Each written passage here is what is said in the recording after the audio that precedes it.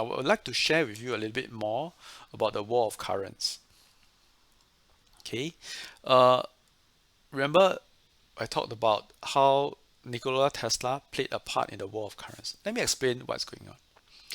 Back in the days in 1970 to 1870 to 1896, right? There were two important men, Nikola Tesla and Thomas Edison, right? Nikola Tesla, uh, in fact, Thomas Edison hired Nikola Tesla to sort out some issues that he had, right, with his DC circuits, right, the direct current proposal to power the city, right. It was during a time where trying to power the cities was a big part of the projects, right. And we all know Thomas Edison, right? When I was young, Thomas Edison was always touted as the man who persevered, right? Because he failed 999 times before he was able to create the light bulb, right? So that's Thomas Edison. But that was just one side of Thomas Edison, right? Thomas Edison was also a ruthless businessman. So when Nikola Tesla finally left the working for stopped working for Edison and went to work for Westinghouse, right?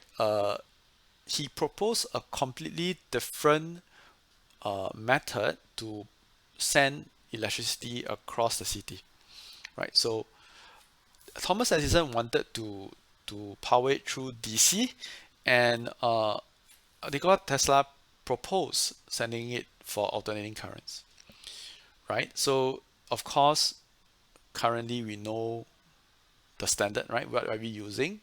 Time has proven that AC is the much better form, and Nikola Tesla has won, right? Why? It's because if you power or you pass electricity, right, and to pass electricity through using DC circuits, you need actually thick copper wires, right, to reduce resistance, right? Because remember, power equals I squared R. If your resistance is low, then your current can be very low, then the power wastage will be very, very low. Okay. It also means that the power plants need to be very near the users. Can you imagine now, wherever you are staying, Tampines, Sengkang, Marine Parade, there's a power plant within 2 kilometers. When you're running a 2.4, when you haven't reached 2.4, you run past a power plant and you smell the smoke. Do you think that's acceptable? Right? Definitely not. Right? And that's why Nikola Tesla proposed powering it with AC, right? And the current could be easily reduced by raising the voltage using transformers.